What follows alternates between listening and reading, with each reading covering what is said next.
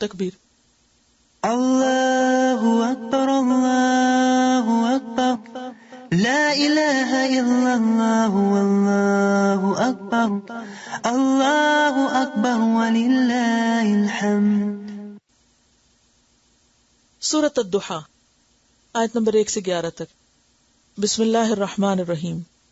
والضحیٰ قسم ہے دھوپ کی. دھوپ کی قسم یا چاشت کے وقت کی قسم، کیونکہ وہ وقت انتہائی سہانا وقت ہوتا ہے. جب دھوپ چمکتی ہے سویرے سویرے تو اس وقت طبیعت کے اندر ایک نشاط پیدا ہوتی ہے، ایک خوبصورت منظر نظر آتا ہے، کائنات حسین نظر آتی، دل کھل اٹھتا ہے. واللیل اذا سجا، اور رات کی جب وہ ٹک جائے، پرسکون ہو جائے. چھا جائے نہیں ہے اس کا ترجمہ، کیونکہ یغشا چھانا ہے. تو یہاں اصل میں رات جب سنسان اور بالکل خاموش ہو جاتی ہے نا، ڈاک ہو جاتی ہے، یہ اس وقت کا ذکر ہے. وہ بھی انسان کے لیے بہت ایک سکون اور ایک آرام اور خوشی کا، اطمینان کا وقت ہوتا ہے. اصل میں عربی میں کہتے ہیں سجل میت، میت پر چادر ڈال کے اس کو چھپا دینا، ڈھانپ دینا، اس کے لیے لفظ آتا ہے. تو رات کا اتنا حصہ گزرنا کہ سب سو چکے اور تاریکی کی چادر چھائی ہوئی ہو، بالکل خاموشی ہو، جسے موت کی خاموشی جسے کہا جاتا ہے، تو اس کے لیے لفظ آیا ہے سجا، بالکل سنسان ہو گیا سب کچھ. ایک طرف دھوپ ہے، دن ہے، چہل پہل ہے، یہ بھی انسان کی ضرورت ہے، اور دوسری طرف رات کا اندھیرا بھی انسان کی ضرورت ہے. اصل میں اس صورت کے پس منظر میں یہ بات بتائی جاتی ہے کہ نبی صلی اللہ علیہ وسلم پر کچھ عرصے کے لیے وحی آنا بند ہو گئی تھی، اور اس کا نتیجہ کیا ہوا کہ آپ پریشان ہو گئے کہ شاید اللہ تعالیٰ مجھ سے ناراض ہو گیا ہے. اور اس پر احادیث بھی موجود ہیں، اور ایک روایت میں یہ بھی آتا ہے کہ آپ صلی اللہ علیہ وسلم کی کچھ طبیعت ناساز ہوئی تو 2-3 دن رات کے وقت نہیں اٹھے نماز کے لیے. تو ایک عورت آئی اور کہنے لگی کہ یوں لگتا ہے کہ تیرے شیطان نے تجھے چھوڑ دیا ہے.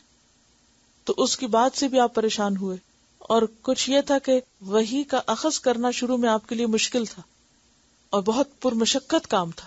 آپ کو میں نے پہلے بھی حدیث بتائی تھی کہ جب وحی اترتی تھی تو پسینے کی لڑیاں بہنے لگتی تھی. تو وہ وحی کا نزول اور نبوت کا ملنا کیا تھا؟ ضحیٰ. اور وحی کا رکنا کیا تھا؟ سجا. تو جہاں انسان کو ضحیٰ کی ضرورت ہوتی ہے وہاں انسان کو سجا کی بھی ضرورت ہوتی ہے، کہ رات کی خاموشی بھی ہو. کیوں؟ تاکہ انسان مزید کام کرنے کے لیے دوبارہ تیار ہو جائے. اگر انسان سو نہ سکے اور سوئے ہی نہ، یہ سوچ کے کہ میں زیادہ کام کر لوں گا، تو وہ کچھ بھی نہیں کر سکتا. سونا بھی کیوں ضروری ہے، بریک بھی کیوں ضروری ہے، ریسٹ بھی کیوں ضروری ہے؟ تاکہ انسان زیادہ فریشن اپ ہو کے بہتر کام کر سکے. یعنی اللہ نے دنیا کا نظام ایسے بنایا کہ جس میں سختی گرمی ہوتی ہے، اور انسانی ترقی کے لیے نرمی گرمی ضروری ہے. کیوں؟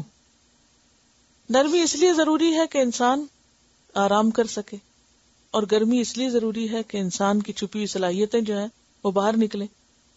رکاوٹیں کیوں آتی ہیں؟ تاکہ انسان بہتر مستقبل کے لیے تیار ہو سکے، پکا ہو، میچور ہو. کیونکہ جو مشکلات برداشت کر کے آگے بڑھے گا نا، وہی جمے گا، اور جو مشکلات سے گھبرا کے بھاگ نکلے گا وہ پھر دین کے کام کا نہیں. تو چیلنجز انسان کو مضبوط کرتے ہیں. تو یہاں پر والضحیٰ اور واللیل اذا سجا میں یہی سبق دینا مقصود ہے. ما ودعک ربک، نہیں چھوڑا تجھ کو تیرے رب نے.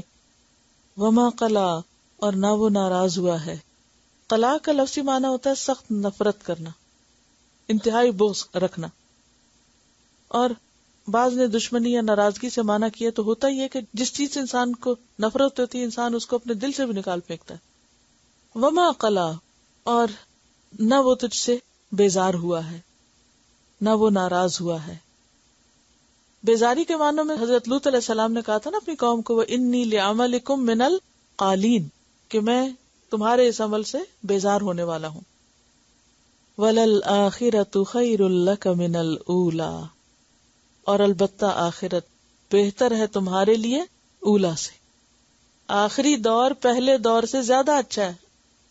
یعنی آج اگر آپ کو مشکلات پیش آ رہی ہیں، کیونکہ مکی صورت ہے نا، اور مکہ میں آپ کو نبوت کے دعوے کے ساتھ ہی مشکلات پیش آنا شروع ہو گئی تھی، تو تسلی دی جا رہی ہے کہ اگر آج مشکل وقت آ گیا ہے تو کل آسانی بھی ہوگی اور کل زیادہ بہتر وقت آئے گا. عسیٰ ان یبعثک ربک مقاما محمودا بھی ہوگا, اور وما عند اللہ خیر للابرار والآخرۃ خیر وابقی, اور دنیا میں بھی بعد کا دور پہلے دور سے زیادہ بہتر.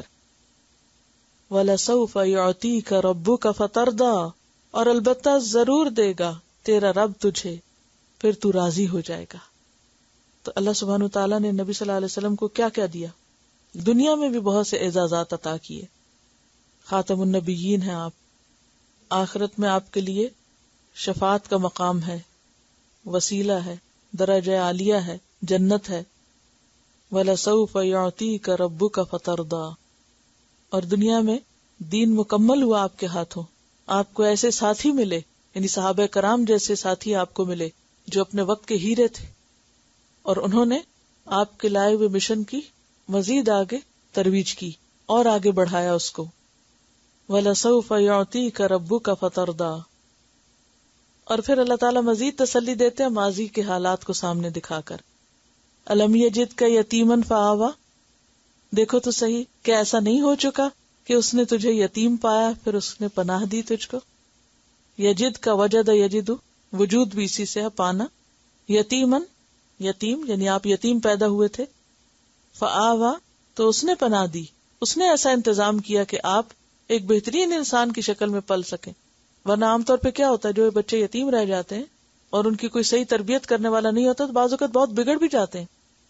لیکن نبی صلی اللہ علیہ وسلم یتیم ہونے کے باوجود اور پھر کچھ عرصے کے بعد والدہ بھی فوت ہو گئی, اس کے باوجود آپ کی تربیت اتنے اچھے انداز میں ہوئی, اتنا بہترین مقام آپ کو ملا کہ آپ ایک بہت ہی عظیم انسان کے طور پر پرورش پائے. اور یہ اللہ کا خاص احسان تھا آپ پر. وَوَجَدَكَ ضَالًّا فَهَدَىٰ, اور اس نے پایا آپ کو راہ بھولا پھر ہدایت دی. دیکھیے کہ بعض لوگ اس کو گمراہ کہتے, تو جو ہمارے یہاں اردو میں گمراہ کی سینس ہے نا وہ ذرا نیگیٹو ہے. تو مطلب راہ بھولا کا بھی یہی ہے, راہ بھول گیا, لیکن انداز ہے کہنے کا. تو اس نے آپ کو ناواقف راہ پایا پھر ہدایت دی. یعنی نبوت سے پہلے آپ تلاش حق کے لیے کہاں جاتے تھے؟ غار ہرا. اپنے بیوی بچوں سے دور جا کے غور و فکر کرتے, معاشرے کی حالت پہ کڑتے, اور آپ کے اوپر وہ جو ایک کیفیت تھی اس کو دور نہیں کیا اللہ نے, آپ کو راستہ نہیں دکھایا. جیسے آتا نا, ما کنت تدری مل کتاب ولا الایمان ولکن جعلناہ نورا نہدی بہ من نشاء من عبادنا, اور وَلَقَدْ آتَيْنَاكَ سَبْعًا مِّنَ الْمَثَانِي وَالْقُرْآنِ الْعَظِيمِ, اور الْيَوْمَ أَكْمَلْتُ لَكُمْ دِينَكُمْ وَأَتْمَمْتُ عَلَيْكُمْ نِعْمَتِي, بہت نعمتیں آپ کو ملی تھی.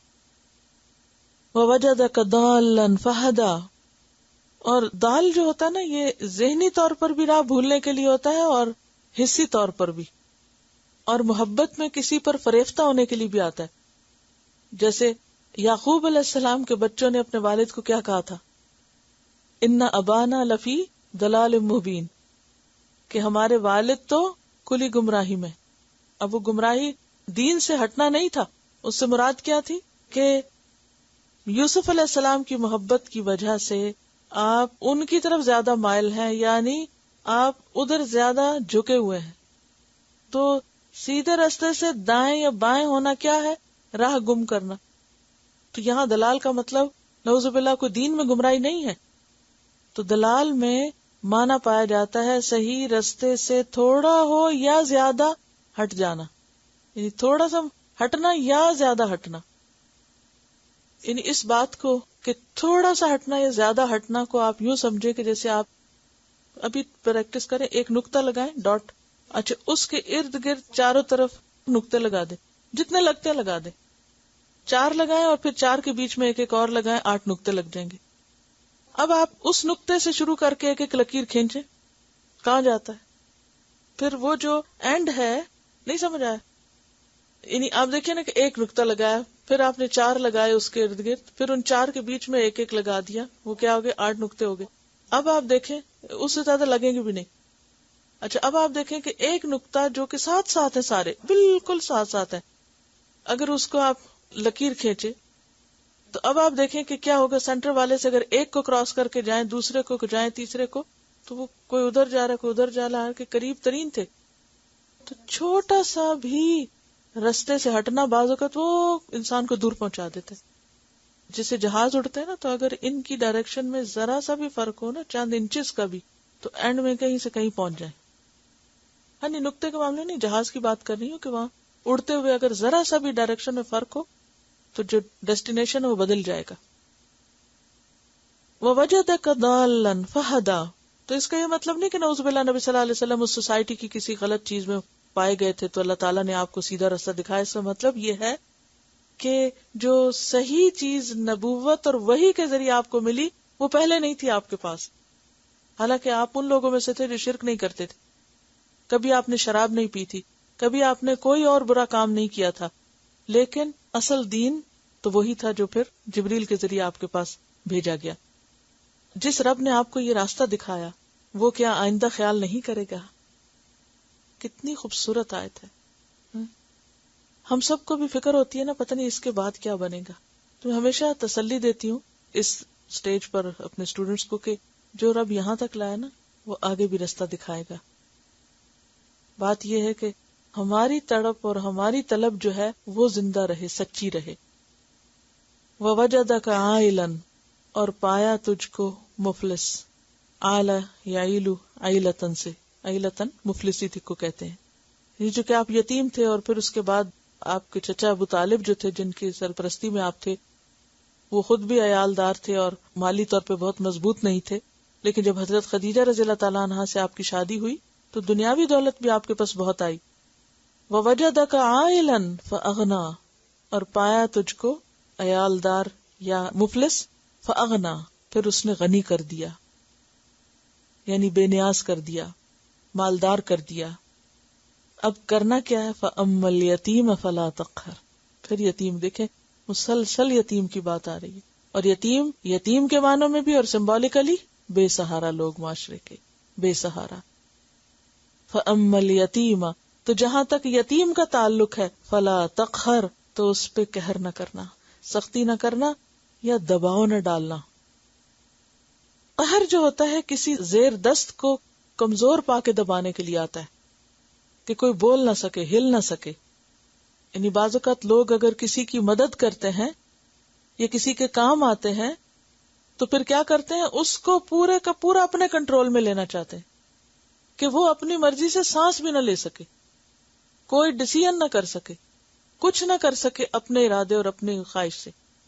وہ پھر اپنی ہر بات میں پابند ہو کس کا؟ اس کا جو اس کی مدد کر رہا ہے.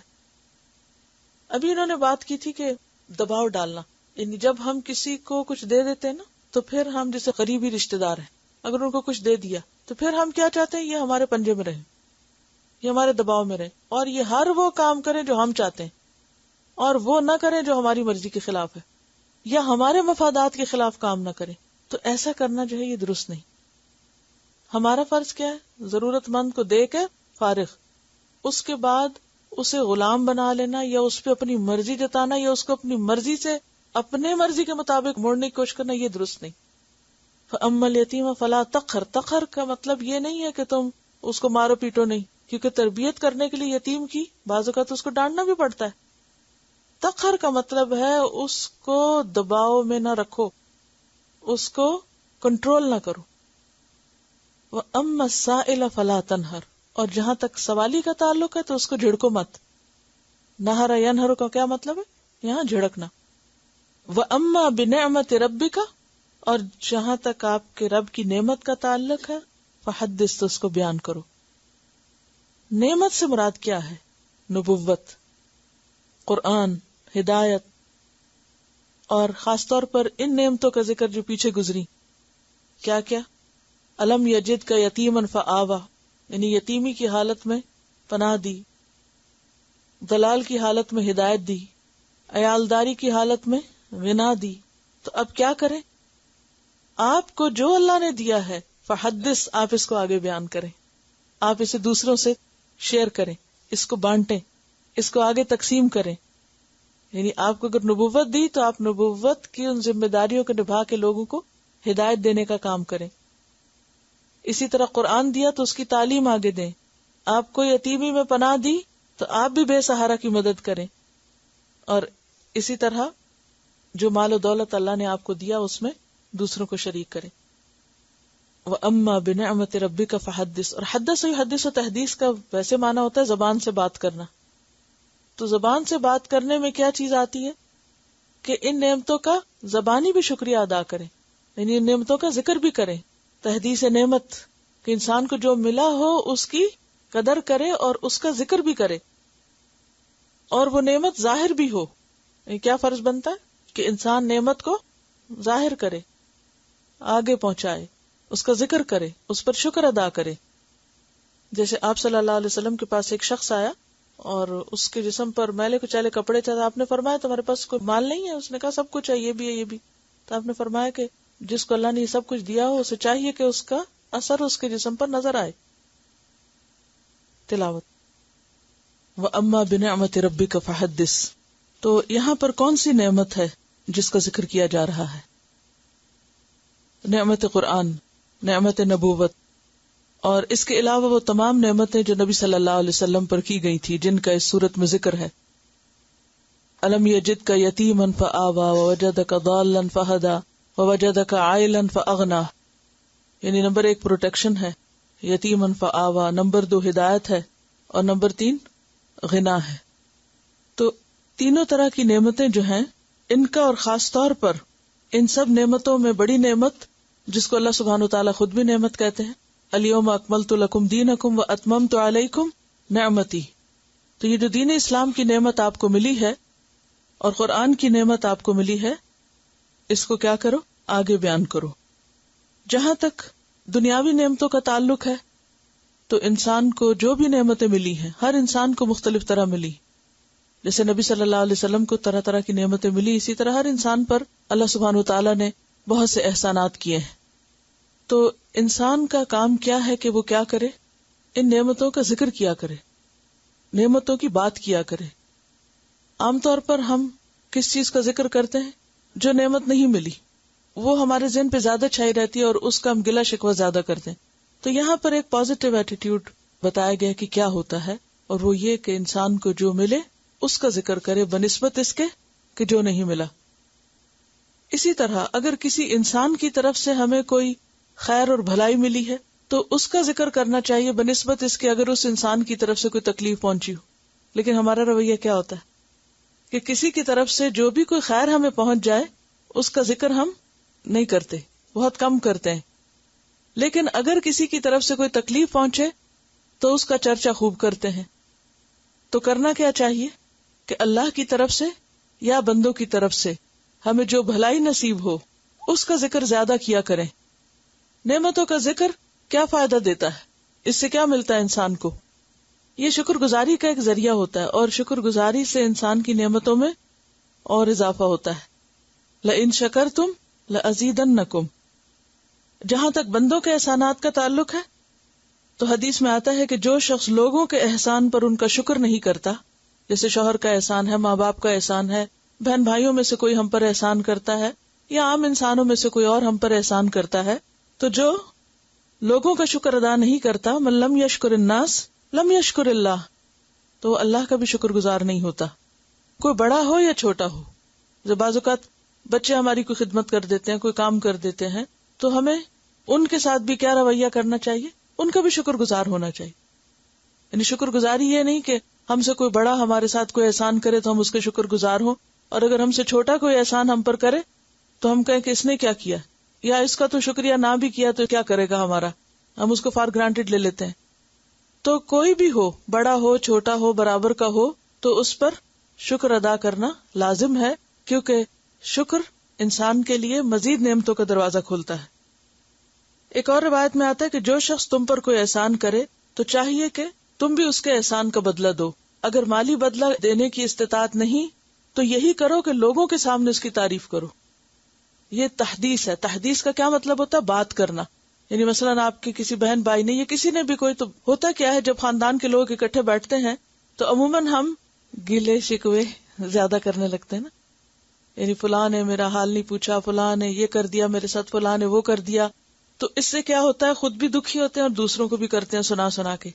تو اس کے برعکس ہونا کیا چاہیے کہ اب خاص طور پہ قرآن پڑھ کر اور اما بنعمت ربک فحدث، تو رب نے ہی ساری نعمتیں کی ہیں نا. کسی بندے کے ذریعے بھی جو ہم پر نعمت آتی ہے یہ بھی دراصل رب ہی کا احسان ہوتا ہے. تو اس کا چرچا کرنا چاہیے. یعنی دوسروں کے بارے میں غیبت تو نہیں کرنی چاہیے, دوسروں کے بارے میں خیر اور بھلائی کی بات کرنی چاہیے, کیونکہ جس نے لوگوں کے مجمع میں اس کی ثنا و تعریف کی تو اس نے شکر گزاری کا حق ادا کر دیا. یعنی اگر آپ کے ساتھ کسی نے بھلائی کی ہے اور آپ اس بھلائی کا ذکر دوسرے کے ساتھ کرتے ہیں کہ فلاں شخص نے میرے ساتھ احسان کیا ہے, تو یہ بھی دراصل ایک کیا ہے, شکر گزاری کا ایک طریقہ ہے. تو ہر نعمت کے شکریہ کے مختلف طریقے ہوتے ہیں. مالی نعمت کا شکر کیسے ادا ہوتا ہے؟ زکوٰۃ دے کر اور خود اپنے اوپر بھی خرچ کر کے. یعنی اما بنعمت ربک فحدث میں یہ بھی آتا ہے کہ حدیث میں نے آپ کو سنائی تھی, نبی صلی اللہ علیہ وسلم کے پاس ایک شخص آیا کہ جس کا حال بہت خراب تھا, تو آپ نے پوچھا کیا تمہارے پاس کچھ مال ہے؟ اس نے قسمیں گنوائی, یہ بھی ہے, یہ بھی, یہ بھی. تو آپ نے فرمایا کہ اگر اتنا کچھ ہے تو تمہارے جسم پر اس کے آثار نظر آنے چاہیے. تو تحدیث نعمت میں صرف دوسروں پر خرچ کرنا نہیں, شکر گزاری صرف یہ نہیں کہ آپ صدقہ خیرات کریں, شکر گزاری یہ ہے کہ اپنی ذات پر بھی صدقہ کریں. اور ایک اور بات یہ ہے کہ سورت الضحیٰ سے آخر تک ہر سورت کے ساتھ تکبیر پڑھنا جو ہے وہ اس کے بارے میں آتا ہے کہ یہ مسنون ہے. ابن کثیر نے ہر سورت کے اختتام پر ایک مرتبہ تکبیر کہنے کو سنت کہا ہے. فَأَمَّا بِنِعْمَةِ رَبِّكَ فَحَدِّثْ. تو رب کی نعمت کا ذکر آپ کیسے بیان کریں گے کہ اس کے بعد جتنی بھی صورتیں پوری ہوں اس میں ہر صورت کے اختتام پر یعنی تکبیر کہیں. اور امام بغوی نے ہر صورت کے شروع میں تکبیر کہی ہے. تو بہرحال شروع ہو یا آخر بیچ میں ہی بنتی ہے, ایک ختم ہوتی ہے اور ایک شروع ہوتی ہے. چلیے دوبارہ ان آیات کی تلاوت سنیے. اگرچہ اس صورت میں خطاب نبی صلی اللہ علیہ وسلم سے ہے, لیکن ظاہر ہے کہ آپ ہمارے لیے ایک نمونہ ہیں, اور پھر آپ کے توسط سے باقی سب کے لیے بھی اس میں سبق ہے. آپ دیکھیے کہ جب ہم دین کے رستے پر آتے ہیں تو مشکلات آتی ہیں. بعض اوقات بہت ہوپ فل ہوتا ہے انسان, والضحیٰ, اور بعض اوقات ایسے لگتا ہے جیسے ہر چیز رک گئی ہو, کچھ ہو نہیں رہا, ہر چیز ٹھہر گئی ہے, سٹک ہو گئی ہے. پھر اس وقت انسان کو شیطان وسوسے ڈالنے لگتا ہے کہ اللہ تعالیٰ ناراض ہو گیا تم سے, اگر وہ تمہارے ساتھ ہوتا تو تمہارا یہ کام نہ رکتا, یہ مشکل نہ پیش آتی. تو اس پر کیا تسلی ہے؟ ما ودعک ربک وما قلی. کسی بھی ایسی چیز کا رک جانا جس کا تمہیں انتظار ہو, اس میں بھی اللہ کی حکمت ہے. اور پھر کتنی امید دلائے گی, وَلَلْآخِرَةُ خَيْرٌ لَكَ مِنَ الْأُولَىٰ. پہلے دور سے پچھلا دور زیادہ اچھا آئے گا. اور پھر وَلَسَوْفَ يُعْطِيكَ رَبُّكَ فَتَرْضَىٰ, کہ انسان دین کی نعمت اور دین کی ترقی اور دین کا جو انعام ہے دنیا اور آخرت میں, کہ دین کے جو فائدے ہیں وہ جب وقتی طور پر انسان کو نظر نہیں آتے کہ ہے اتنا کام کیا, اتنی محنت کی, کوئی اثر نظر نہیں آتا, کوئی نتیجہ نظر نہیں آتا, یوں لگتا ہے جیسے کچھ بھی نہ کیا ہو, تو اس کی تسلی دی جا رہی کہ نہیں, بعد میں اس کے پھل دیکھتے رہو گے. اور ہم دیکھتے ہیں کہ نبی صلی اللہ علیہ وسلم کے بعد صحابہ کرام نے کہاں کہاں تک دین کو پہنچایا, حضرت ابوبکر کے دور سے لے کے آخر تک. اور پھر وہ سارا کچھ آپ کے حق میں صدقہ جاریہ ہے. جتنے صحابہ کرام نے جو کچھ کیا سب ثواب آپ کو, جو تابعین نے کیا, آج جو کچھ ہم کریں اس کا بھی اجر کا ایک حصہ کس کو جائے گا؟ آپ صلی اللہ علیہ وسلم, کیونکہ آغاز وہاں سے ہوا. تو پھر یہ ساری نیکی جب قیامت کے دن آپ کے حصے میں آئے گی, وَلَسَوْفَ يُعْطِيكَ رَبُّكَ فَتَرْضَىٰ, تو کیسے خوش ہیں؟ پھر آپ کو جو مزید مقامات اور انعامات اور درجات دیے اللہ نے, اور حوض کوثر کا انعام دیا, اِنَّا أَعْطَيْنَاكَ الْكَوْثَرَ جو آگے آئے گا, تو یہ ساری چیزیں کیا ہیں؟ یہ خوشخبریاں ہیں آئندہ کی. ابھی مکہ میں یہ سب کچھ ہوا نہیں تھا, لیکن پہلے سے تسلی دے دی گئی. یہ وہ وقت ہے جو انتہائی مشکل وقت ہے, اور ابھی بہت سی مشکلات آ رہی تھی, تو کہا فکر نہیں کریں. وَلَسَوْفَ يُعْطِيكَ رَبُّكَ فَتَرْضَىٰ. اور پھر مزید تسلی ہے, کیا ماضی میں یہ اور یہ اور یہ نہیں ہو چکا؟ ایسی ایسی مشکلیں نہیں تھی تم پر, اور کیا ان مشکلوں سے اللہ نے نہیں نکالا؟ اور وہ مشکلات صرف مادی مشکلات نہیں, روحانی مشکلات بھی ہیں. روحانی مشکل کیا ہے؟ وَوَجَدَكَ ضَالًّا, انسان بھٹکتا پھرتا ہے, کیا صحیح ہے اور کیا غلط ہے, کیا کروں اور کیا نہ کروں, اور اللہ ہدایت کا انتظام کر دے. اور پھر وَوَجَدَكَ عَائِلًا فَأَغْنَىٰ, دنیاوی اور مادی ضروریات بھی پوری کر دے. تو پھر انسان کو کیا کرنا چاہیے؟ اپنا اخلاق بہتر بنانا چاہیے. یتیم یعنی معاشرے کے وہ لوگ جو بے سہارا ہوں, جن کو کوئی پوچھنے والا نہ ہو, جن کو کوئی عزت دینے والا نہ ہو, ان کی خیر اور بھلائی اور فلاح کے لیے کام کریں. اور سائل کو نہ جھڑکیں. سائل سے مراد کوئی مادی چیز مانگنے والا بھی ہو سکتا ہے اور کوئی علمی سوال پوچھنے والا بھی ہو سکتا ہے, دین کا سوال پوچھنے والا بھی ہو سکتا ہے. ابو موسیٰ اشعری کہتے ہیں کہ آپ کے پاس جب کوئی سائل آتا یا کوئی اپنی ضرورت بیان کرتا تو آپ صحابہ سے کہتے تم بھی سفارش کرو, تمہیں بھی اجر ملے گا, اور اپنے پیغمبر کی زبان سے اللہ جو چاہے گا حکم دے گا, انہیں دلوا دے گا. حضرت عبد الرحمن سے روایت ہے کہ انہوں نے آپ صلی اللہ علیہ وسلم سے پوچھا, بعض دفعہ کوئی سائل میرے دروازے پہ آ کھڑا ہوتا ہے جسے میرے پاس دینے کے لیے کچھ نہیں ہوتا, تو میں کیا کروں؟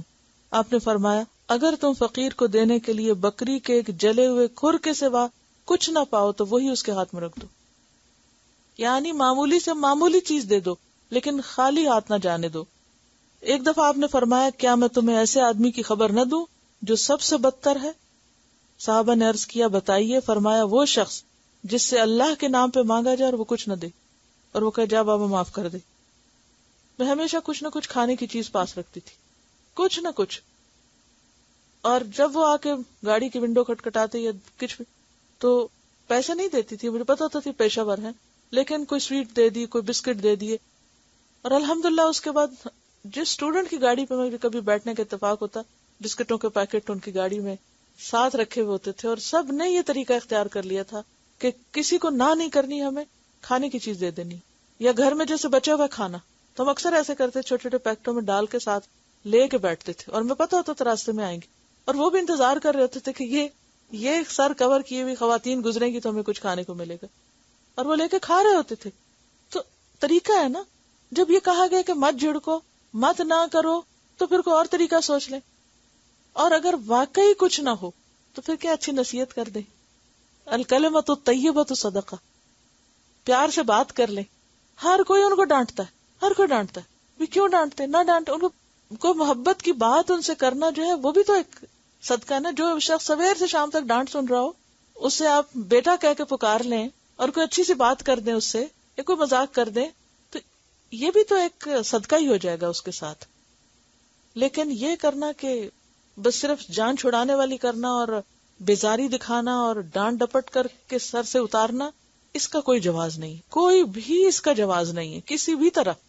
یہ صرف ہمارا شارٹ کٹ ہے جان چھڑانے کا. اور پھر نعمتوں کا ذکر کریں. بہت سے لوگ نعمت کو ویلیو نہیں کرتے, وہ شکوے بہت کرتے ہیں, لیکن جو ملا ہے اس کی طرف توجہ نہیں ہوتی. خاص طور پر جو دین کی نعمت ہے, یعنی اس کے اوپر شکر گزاری بھی ہو, اور اس کے جو فائدے ہوئے ہیں وہ بیان کریں لوگوں سے. آپ کے اسائنمنٹ میں ہے نا ایک اس دفعہ سوال کہ قرآن پڑھ کے جو پایا ہے اس کو 10 لائنوں میں لکھیں. تو آپ ایک 10 صفحے بھر دیں, آپ 10 صفحے بھر دیں. وہ تو 10 اس لیے کہا کہ پھر زیادہ مشکل نہ پیش آیا, لیکن یہ اسی کی اصل میں پریکٹس ہے کہ اللہ نے جو نعمت دی اس کا ذکر. اچھا, ذکر کرنے سے کیا ہوتا ہے اس کا؟ ریاکاری. اور ریاکاری میں کیا ہوتا ہے؟ اپنی تعریف چاہنا. اور تحدیث نعمت میں کیا ہوتا ہے؟ شکر گزاری سے اس کا ذکر کرنا تاکہ دوسروں کو بھی شوق آئے. ان دونوں میں فرق ہے. ایک کام آپ کرتے ہیں کہ اپنی تعریفیں بیان کرنے کے لیے مجھے یہ بھی آتا ہے اور میں یہ بھی سیکھ چکی ہوں اور میں فلاں بھی پالی, دس از رانگ. لیکن اگر آپ یہ کرتے ہیں نا کہ مجھے اس سے یہ اور یہ فائدہ پہنچا ہے, تو اس کا فائدہ کیا ہوگا کہ دوسرے وہ لوگ جو نہیں کر رہے ان کو بھی شوق آئے گا. فحدث کا مطلب ہی یہی ہے کہ آپ صلی اللہ علیہ وسلم سے جب خطاب ہے تو مراد یہ کہ جو آپ کو ہدایت دی گئی ہے, جو نبوت عطا کی گئی ہے, جو دین ملا ہے, جو قرآن ملا ہے, آپ اس کا چرچا کریں آگے, اس نعمت کو بانٹیں, اس کو دوسروں تک پھیلائیں, دوسروں تک پہنچائیں. یہ اس کا شکر ادا کرنا. ٹھیک ہے.